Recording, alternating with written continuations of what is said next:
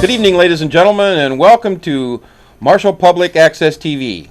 My name is Doug Goodman, and for the next half hour, we're going to bring you up to date on our very special show called Tiger Talk. This is a show that's recorded in the basement of the Lyon County Library at Studio One. It's also shown on channel Charter 8 and 19, along with Knology 35 and 80, which is formerly Prairie Wave of Marshall. And we would like to welcome two very special guests back to our Tiger Talk show for this month, December of 2008.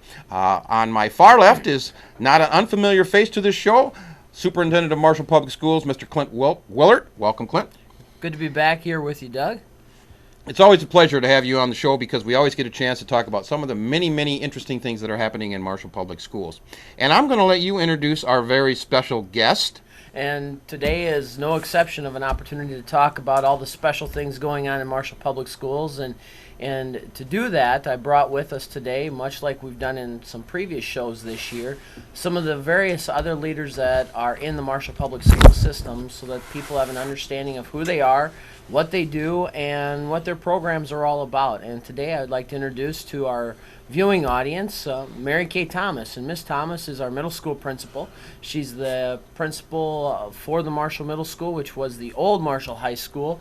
And without stealing any of her thunder, I think it would be appropriate if we start out this morning just giving her an opportunity to share a little bit about herself, have an opportunity to share with our viewers who she is, where she came from, and just a little bit about her role. So Mary Kay, why don't you start us off by doing that? Well, first of all, good to be here. This is my third year in Marshall at Marshall Middle School, and it's a 5-8 building. It is my 22nd year in middle school education. So it's a pleasure to spend more time in another area of our Midwest states. I did my first 19 years in middle school education in South Dakota, so everywhere from 12 years of teaching language arts from 5th grade to 8th grade to principalship and leadership in academics in Lead Deadwood, South Dakota, to Del Rapids, South Dakota, and then here in Marshall. So that's kind of my background as far as the education area goes. I have 2 daughters. I have one here in Marshall, attending at SMSU with a couple of grandchildren here in town, so that makes it extremely nice that I get to share time with them. And I have another daughter out in Seattle going to school out there. So that's kind of a little bit about myself. It's always great to steal the best folks from South Dakota, isn't it? It is. It really is. Welcome. Have you ever been on TV before? Yeah, we did a program early on when I first came into Marshall, and I believe that was in the first couple months. So Might have been, yeah, that was with great. the same two. Great, you're a veteran then. Oh You yeah, are. yeah. All right. All right, Clint, would you have some questions, or should we just Well, why don't we go? Why don't you start off and do some of those things, then I can bounce in and we can just have this conversation, much like we've done before, for our community to understand.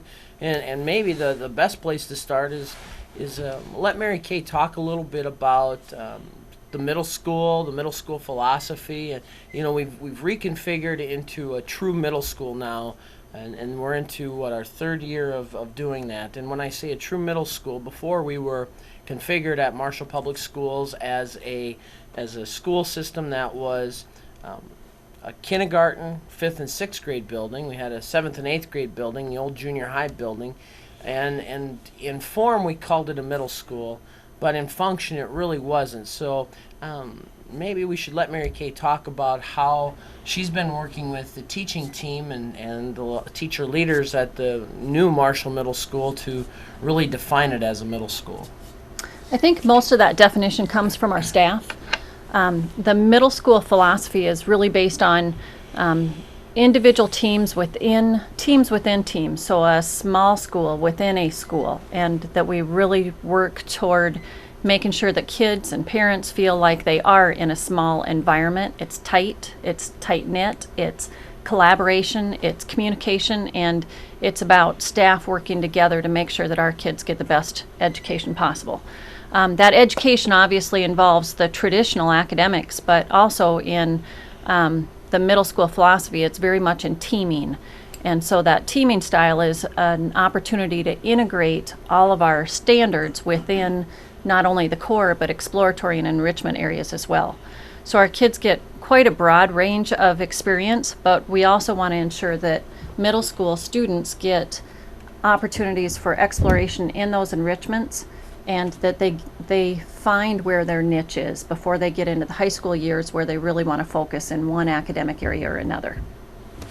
So a question, I like that synopsis of it's a community within the Marshall Public Schools. The Marshall Middle School, of course, is our own old high school. It's a great facility because it has It's a lots of beautiful amenities. facility. But how many students are in 5 through 8, and how number of staff?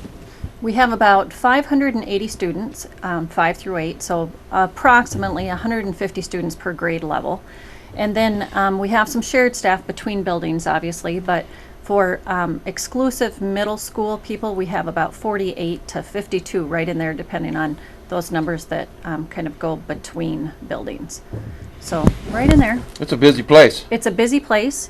I think it's important, though. We have a lot of people in town who might look at it being such a large system, and it's really not. It doesn't feel like a large system when you get into the buildings. Our academic wings are pretty secluded. Our 5th and 6th is pretty segregated from our 7th and 8th, and then within each grade level, our kids are really maintained within a core team of about 3 instructors. So they get to know the kids very well. And it's just a great opportunity for our kids to be able to have that rapport and camaraderie with not only their class of peers of about 75 then when you break it into about 3, but also with those 3 central focus people as far as their core teachers go. Well, I know when the renovation of the old high school and now the middle school was going through, there really was, and as this transition occurred by putting 5th, 6th, which was prior to this in the Parkside School, you had the 7th and 8th grade at the old junior high. Melding those together was a concern. Has this transition worked pretty well? And you mentioned the wings. That really makes a difference, doesn't it? It makes a tremendous difference. I think that it's worked well, and I think that the transition has been easier for the kids than it has for the staff or the adults as a parent or as a staff member in the school.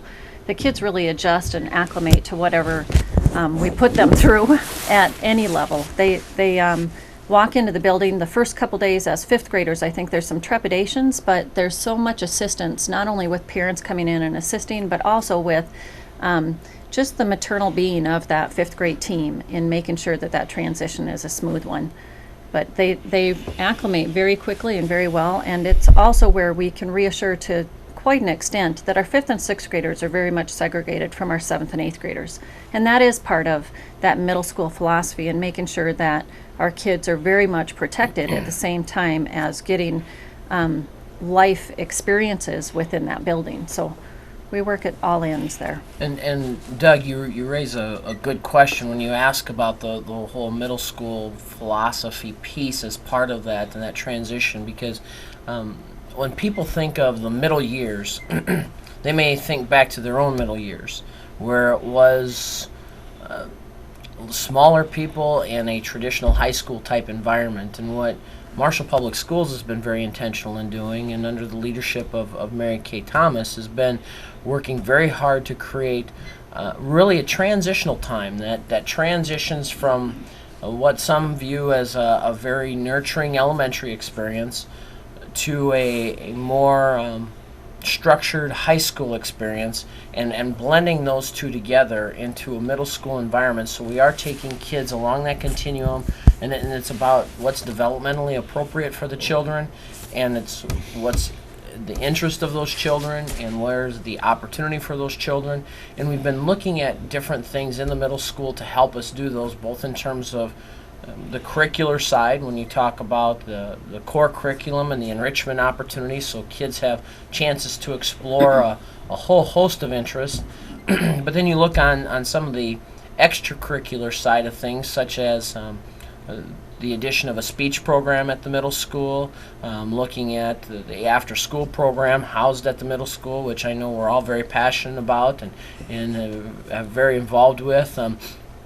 So all of those things have been realized in part of that transition time as we're trying to move kids along that continuum, preparing them for high school, taking the best of what they've gathered from their elementary years and really blending that together into a middle school philosophy. And it's really a neat place, and for people to understand how different that is from maybe their own middle school experiences where there was some real nervous times because it was more like a traditional high school thrust upon children that really weren't ready for that type of a model. And we've really worked very intentionally to do some of those changes here in Marshall. Now, are we perfect? Are we there yet? Have we arrived?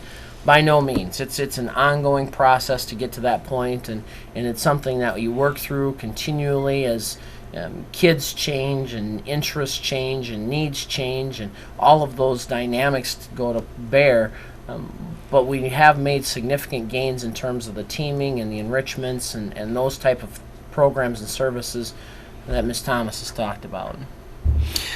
Well, and we know this, but and I think everyone knows it. 5th through 8th graders is quite a challenge.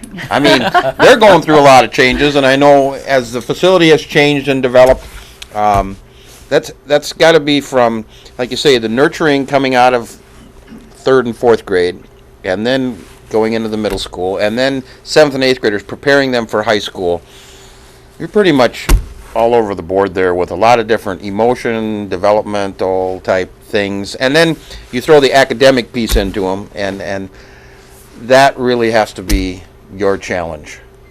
I think the combination of everything is a challenge, but I think more than it is a challenge for adults and parents, sometimes we lose the idea that it is such a challenge for our young people, that they are really challenged with making it through a day at different times in their lives. And pre-adolescence and adolescence, for those of us, I mean, if we can remember that far back, it's definitely a time when our kids are constantly having to make some pretty significant decisions, and we try to help them with that. So it's not just the social, emotional challenges, but then we also delve into the academic, obviously, and with those two different focuses being so different and quite a challenge for kids that age, that it's just something that we really need to work on from hour to hour, not just day to day or week to week, but it's continual.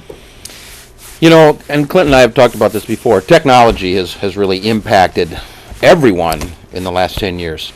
How are you doing at the middle school with computer labs and that type of continually updating our technologies? I think we're doing very well. We have 4 different labs at the middle school, so essentially you could say that we have 1 per grade level, which is a great ratio. We also have several smart boards, and I think we're at 11 in the middle school right now. And Great. Teachers are using those smart boards nearly 24/7. So, you know, with the after-school program, with targeted services, with everything that goes on in the evenings, just because 3:05 bell rings doesn't mean that those smart boards are not utilized any longer in the day. That's a tremendous asset for our kids, for our staff, everyone involved. But the technology in the building is really, it's pretty solid, and our staff, thankfully, is very well versed in what they need to do in utilizing that. There's many situations in my own life as well, I think, that as adults we know that we can always turn to our kids, and it's like second nature to them as far as the technology goes. So we make sure that they have plenty of opportunities to show us their things too. So technology is great at the middle school. We have a good, solid infrastructure. And there's always an ongoing evaluation process, isn't there?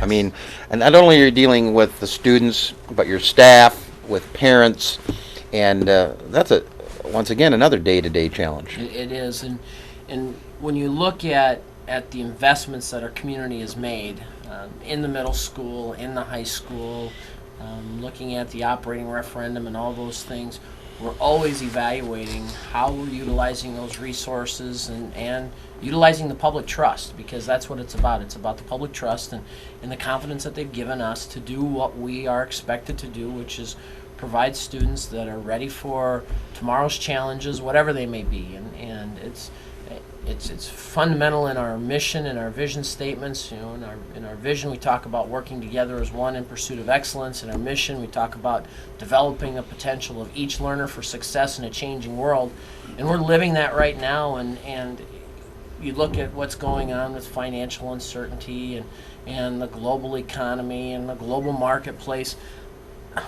The kids that are going through our middle school right now are the ones that are going to be expected to have solutions to those long-term challenges that we're facing. So the technology is very important. The 21st century skills that we talk about from time to time in the system are very important.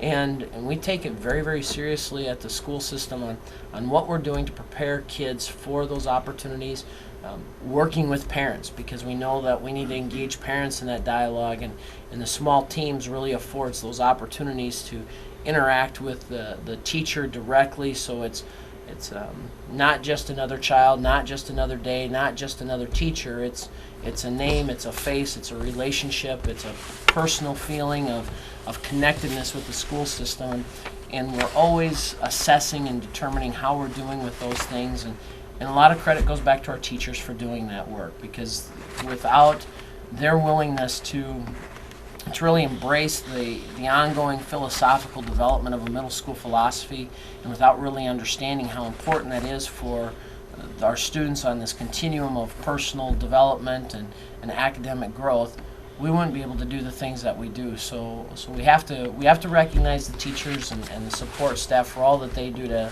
support those mission and vision statements that we have in place as we're trying to do what we do with our students. Because it's a complex time for those kids, and it's a complex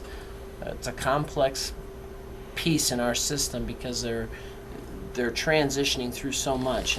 And I was reminded of that just the other day as I was walking through the hall, because district office is located there, and I ended up in the middle of a bunch of 7th graders, and there was one 7th grader that barely came to my shoulder, a little 7th grade boy, and there was another one that I had to look up to, and just in terms of physical differences with those kids and developmentally where they're at, it is a time of change and a time of transition, and we try to emulate that in everything that we do with our teachers, our facilities, our infrastructure, all of those things that really embrace that change. Maybe switching gears here just a little bit. We had Tamara Schultz on here, our district curriculum director, and we talked to Jeremy Williams from MECLA. And part of our discussions in previous shows has been the academics and the AYP, adequate yearly progress testing and all that good stuff. Is there a lot of that at 5th grade, 6th grade, 7th grade, is that happening at the middle school as well? Absolutely. That's where it all starts, isn't it? Darn, can we talk about something else? Oh. No, I'm kidding, Doug. No, there's a great deal of focus on that, as it's just part of reality in our educational institutions anymore, is that is a significant portion of what we're doing and what we're focusing on. Kids are very driven to do well academically, not only in the family infrastructure, but also in the schools. And that's one more pressure that they have, that it is about academics, and that's our primary focus. But in the make of getting to that focus, we have to make sure that our kids are okay, that they're safe, that they're ready to learn, that their attendance is good and solid, and that they're at school on time and on a timely basis. If those things don't happen, academics doesn't happen well. So we have to make sure that the foundation is laid, and our parents do a tremendous job in doing everything they can to help us in the school system as well. So those things are working and a work in progress at all times. So.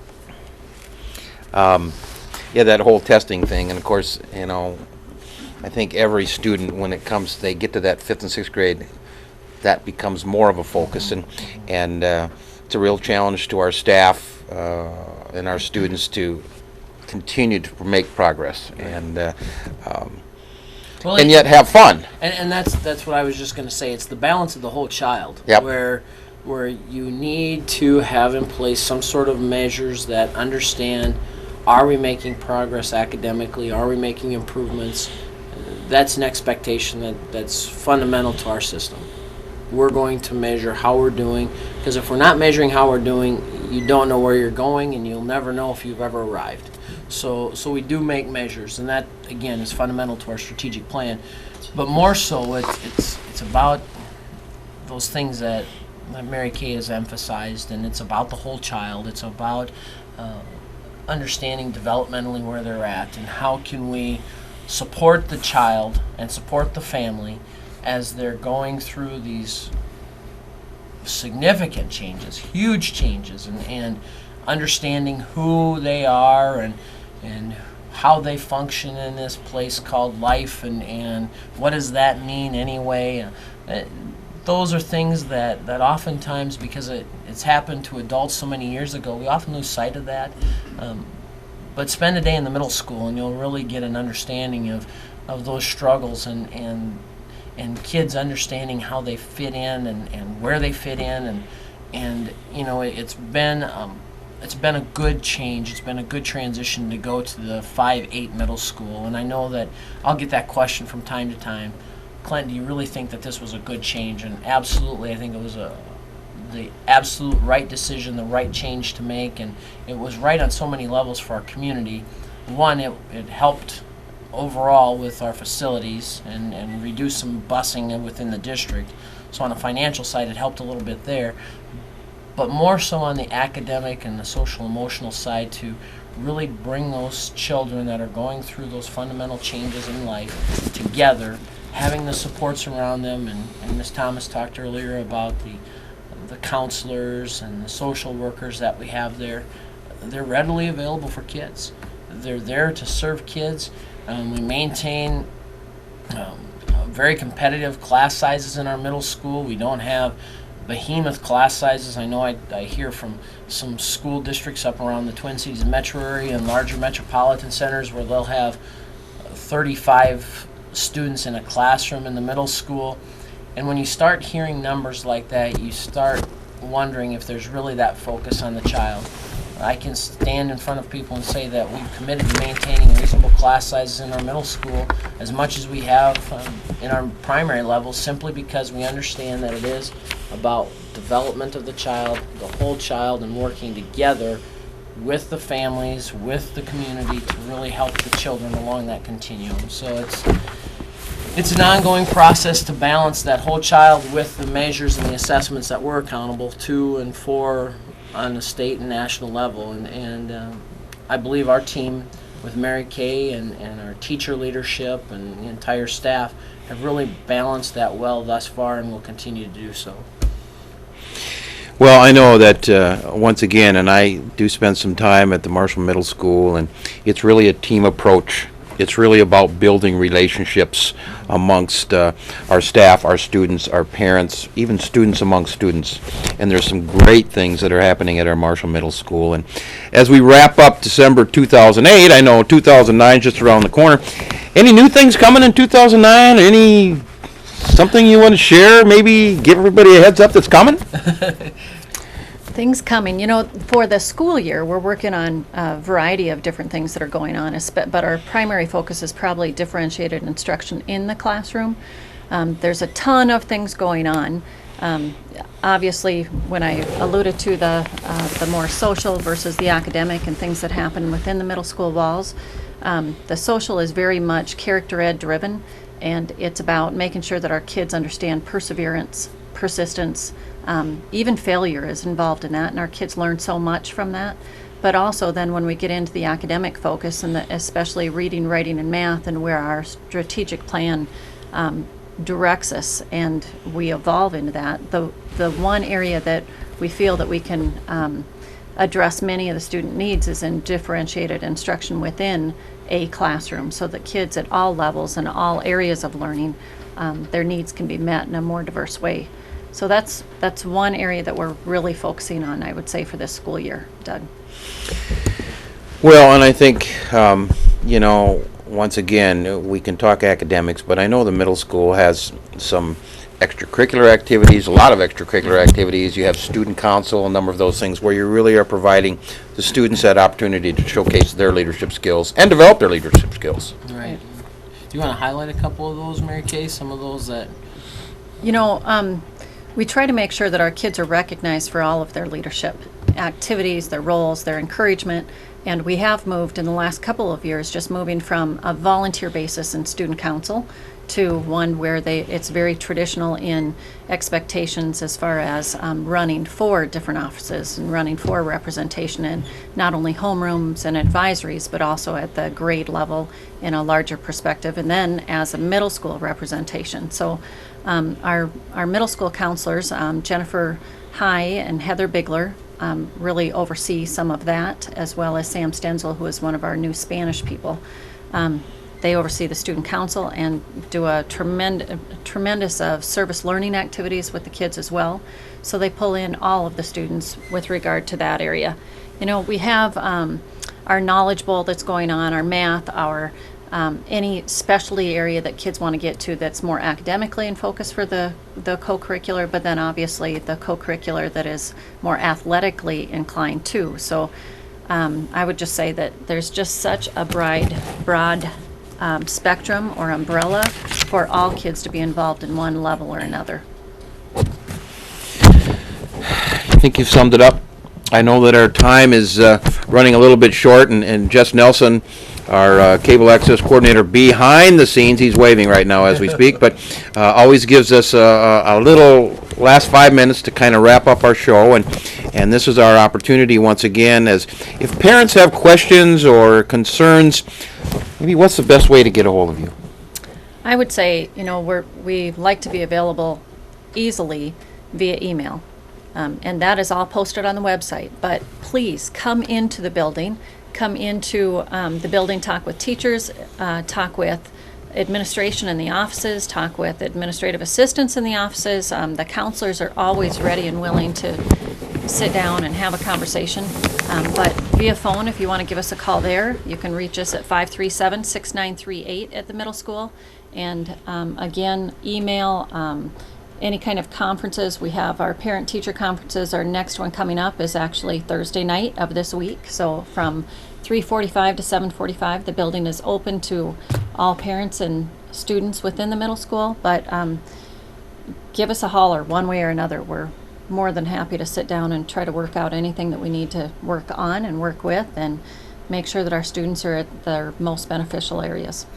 And Doug, with that, I would say that what was just shared emphasizes how open our doors are, trying to be there for our parents, and speaks to the relationship building that takes place at the middle school. And we know that as we look forward into next year, because you did talk about how we're sitting here and we have fresh fallen snow outside, and we're at the beginning of December, and yes, it's starting to look a lot like the holidays now. People are starting to make decisions about next year for schools and where children will go and attend, and I know that we've received students from other school systems. We've received students from around the area that have opted to come to the middle school, and if people have questions about that and about transitions in, by all means, please stop by, schedule an appointment. Our administration, our counselors, our leadership at the middle school level will be more than gracious about providing a full interview time with the parents and the families. They'll be more than willing to give a full tour of the facility, speak to some of the academic needs that exist, speak as well to some of those other things that we talk about when we talk about and define the whole child. And then, of course, the extracurricular and co-curricular activities that really feed very nicely into our high school programs and activities such as the marching bands, the speech programs, not to mention all the other activities, the wrestling, the basketballs, the volleyballs, all those things that take place that really define Marshall Public Schools. So again, just an encouragement for parents to take advantage of that opportunity. We're here for you, we're here for the community, and we'll stand ready to answer any questions that people might have. So we appreciate the opportunity once again, Doug, to have this type of a conversation, and thanks to Jess for making that possible and for the work that he does behind the scenes as he gives us the 1 minute sign. So I better quit talking and let you kind of wrap it up, Doug. All right, thank you. And I'd like to also thank Mary Kay Thomas, our Marshall Middle School principal, and of course our superintendent of schools, Mr. Clint Willert. And for those of you that maybe have a pen and paper there, jot down website www.marshall.k12.mn.us or www.ssctv.org. swmn.org, and you can go on there and see the website. There's a lot of great information on there. Emails are listed on there. Phone numbers are listed on there. Just a great way for you to get connected with our Marshall Public Schools. And as these two fine individuals work to that Marshall Public Schools mission statement of to work as one in the pursuit of excellence, we want to thank you for watching this edition of Tiger Talk TV. We hope that you enjoyed the show and that you have a great holiday season. I know that our kids are getting excited. Everybody's getting excited for the Christmas holiday, especially Christmas vacation that's coming up. It's a longer one this year, so everybody's excited about that. So once again, I want to thank you for watching, and we hope you have a good holidays, and we'll see you on our next show. Thanks, and good evening.